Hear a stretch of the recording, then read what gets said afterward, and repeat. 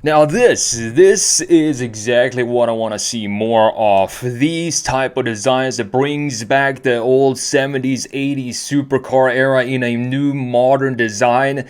Even though these are just renderings right now, the CEO says that this vehicle is in fact in the final stages of engineering before they put this into production. I think they're going to build 25 of these, and the name for this is Garagisti and Company. Never heard of them before, but the team is pretty experienced when you see what who the team is built up by. So we're gonna have a look at this in Photoshop, of course, and I'm gonna let you know why I love this design so much. There's really not a single thing on this design that I would personally want to redesign.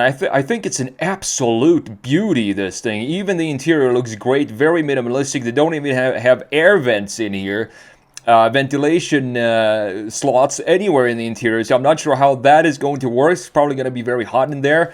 Before we jump in Photoshop though, let me know first of all what you think about this vehicle before we talk about the design. Comment down below, do you think this is a great vehicle, the design for it, and do you want to see more of these? It's just unfortunate that all of these cars that look this good, they cost like $3 million. I want to see designers from these companies go into like Hyundai and Kia, BMW specifically, and start making cool vehicles there as well. So let's have a look at this car and drive article. I'm going to link it down below. If this V12 supercar becomes a reality, it'll have a stick shift as well. So the startup company dream to build a manual supercar. It's called the Garagisti and Company GP1. The planned car has no turbos, no hybridization, just a screaming V12 with a manual transmission in 2025. Not sure if there are any regulations for that, but it seems like if you do it maybe in limited numbers, you can do it. And of course, if you charge $3 million, it's going to help as well. So it's still in the rendering stage, they say. Key players are on board, though, from the Maserati V12 experts to folks from Brembo and Alliance. With Ferrari and Lamborghini both embracing hybrid power for their V12 power models, and Ferrari dismissing the idea of building a manual transmission equipped car anytime soon, which is something I think is pretty sad. It's unfortunate that they don't want to build a manual transmission, because I think if a brand like Ferrari in 2025 came out with a manual transmission, something that people are longing for to get back in to, specifically, I mean, people who buy Ferraris, they're most likely a little bit older, and they might have had old Ferraris of the past up to the 550, the 360, the 430 also came with a manual transmission. And I think they want to bring that back, and now they have even more money, presumably.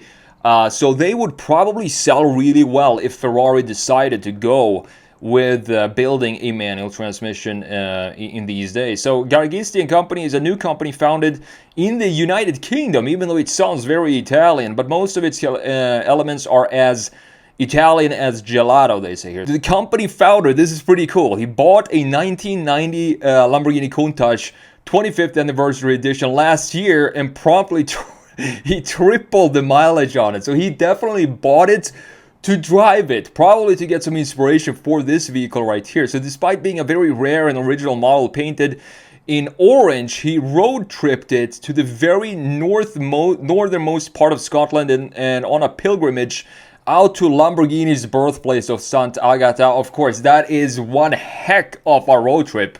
You know, from Scotland down to the headquarters of Lamborghini, 8,000 miles in 1 year he put on this Countach.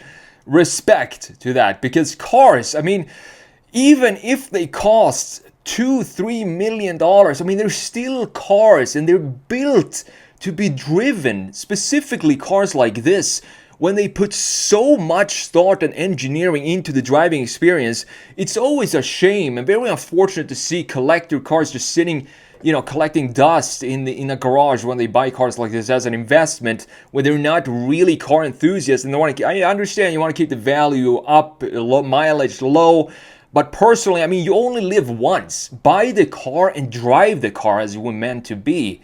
So the GP1 manual supercar weaves in full carbon fiber body styled by former Bugatti and Rimac also designer. He was at both companies, and he said he took a lot of inspiration from the Countach, and I think this almost looks like a modernized Countach in some aspects. So it features a V12 heart from the people behind the Maserati MC12 GT1, 6.6 liter V12 redline, 9,000 RPM. This is going to be a screamer for sure. 789 horsepower, I think around 550 pound-feet of torque, and it weighs only 2,200 pounds. So this is going to be one heck of a machine. 0 to 60, I'm not sure, probably 2.5 seconds, something like that. And of course, comes with a 6-speed manual. The shape itself is slightly reminiscent of Escudero's, the CEO's Countach, wingless and massively vented. You can see these beautiful vents up top here on the muscles of this vehicle, on top of the right beneath the V12 in the middle. It's capable of producing about the same downforce as a Porsche 911 GT3 RS without having all the wings and fins on it, which is a fantastic feat. So they're only going to build 25 of these cars. They are projected for production, and each will cost more than $3 million. And the CEO said his idea for this was, when he bought this Countach, he thought to himself, like, what if these V12 manual hypercars from back in the 80s and the 90s, what if they were never discontinued and kept evolving into 2025? And that was his idea for this. And he said he took inspiration from the Countach when it comes to design, and the Lancia Stratos Zero as well. You can clearly see the wedge shape here in this design. I think it's an absolutely beautiful looking vehicle. Usually when new car companies come out like this with a supercar, it looks like a kit car.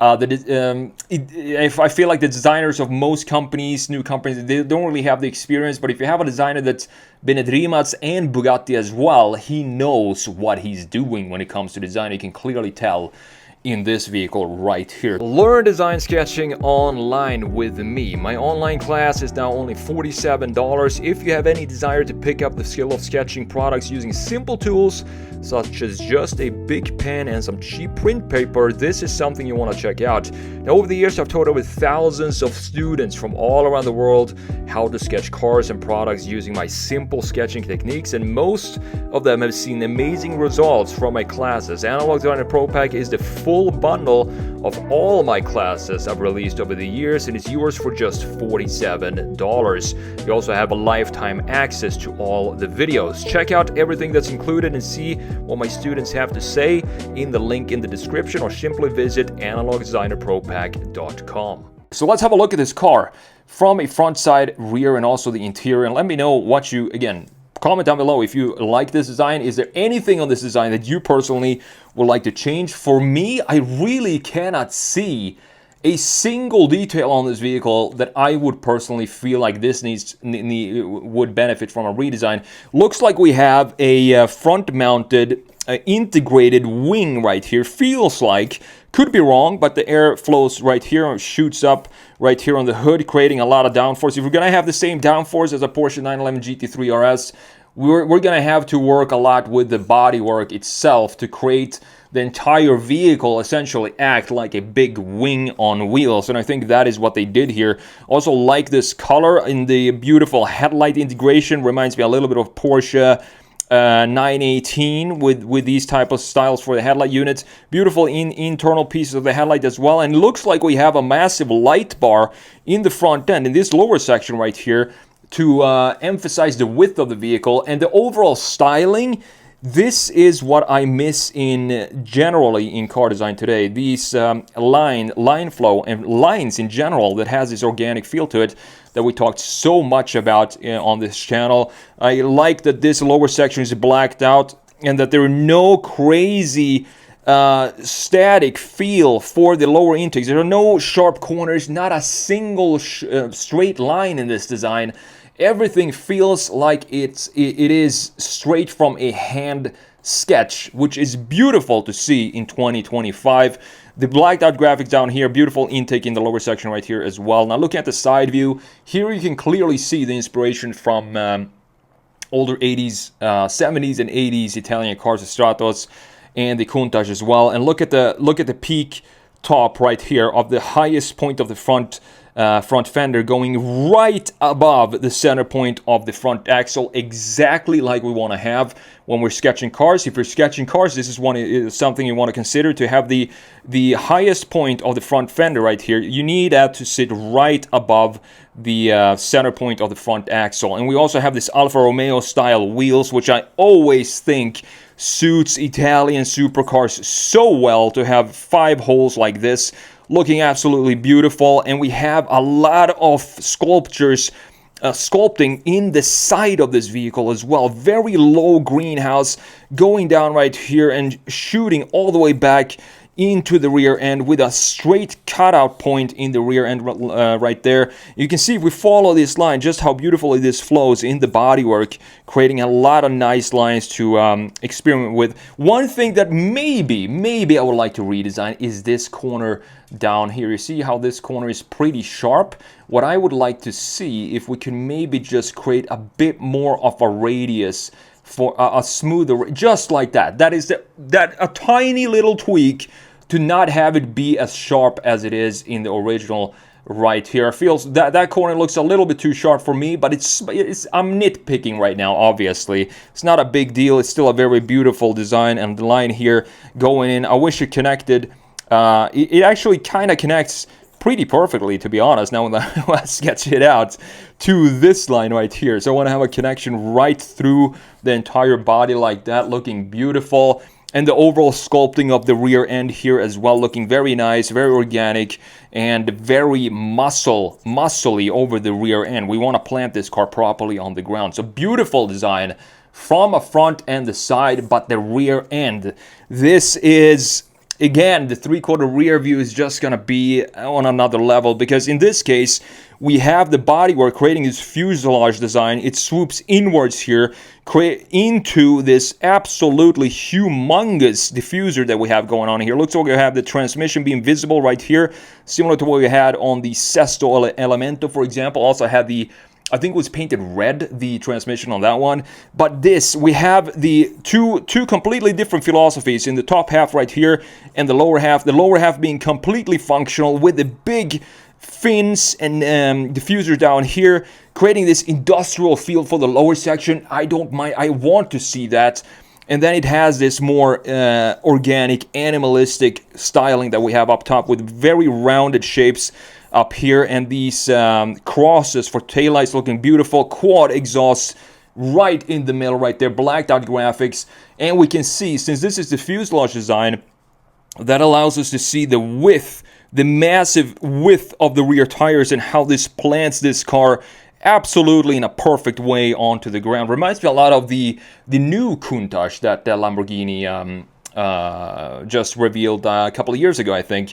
They also have the same design where you can see the massive wheel in the rear end, creating this very nice planted stance, specifically when you're looking at it from a straight rear view. I mean, this design, to me, the exterior design, this is probably one of the top 5 designs I've seen in 2025. That is how good I think this vehicle looks, because again, it has all these features that I'm looking for that is missing in a lot of cars today. This organic and soft sculptures. I want to see large volumes in the bodywork, in contrast with a couple of sharp lines that creates identity for the vehicle. And you can see that clearly, I think, mostly in the side view with all these lines that goes here, in addition to the beautifully sculpted fenders in both the front and the rear end right there.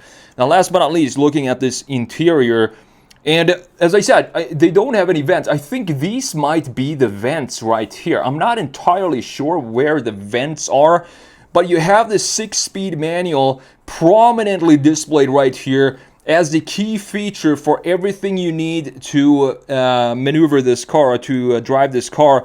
And you have a couple of buttons. You don't need any more than this. And this, you don't even have a infotainment screen right here. So I don't think you have Apple CarPlay. Maybe you have it in the gauge cluster. I'm not entirely sure. But who cares? Who cares about Apple CarPlay when you're driving a vehicle like this? You want it to be extremely minimal. At least I do. I want it to be extremely minimalistic, just like we have here. You can see the leather straps here for the door handles, for example. And the seats look beautiful as well. Steering wheel looks nice, simple. Nothing crazy going on about the steering wheel. Very fat here. for some proper grips. Of course, you have the center mark up top, a GP1 logo in the middle, and these are probably controls for the windows, I would assume. And that is pretty much it for the interior. You have a gauge cluster inside of this housing looking beautiful as well. So I'm rooting for this company. I really want to see this go into production, and I also want to see, it would be so cool to see ex-designers from big companies like this that created old school style of designs go into more everyday companies to just help these companies if they want it. I feel like companies today, they don't want to have this organic styling. They rather go with a more industrial, more 3D like design, more product design feel for most companies today. And I don't want to see that move forward. I don't want to see a mix between product design and automotive design. To me, those have always been two completely different categories. And automotive design is supposed to be a sculpture on wheels. It doesn't need to follow, it doesn't need to have, everything being extremely 100% functional. That's not what car design is about. It's about car design, when you look at a car, you want it to give you a feeling of its personality, and you want to, just by looking at the car, understand what type of personality this car is. You can't really do that when you look at an iPhone, for example. It's just a brick. And that is the difference between automotive and industrial design to me. And this is 100% going back to the old school Gandini designs of the 70s and the 80s when it comes to Italian supercars.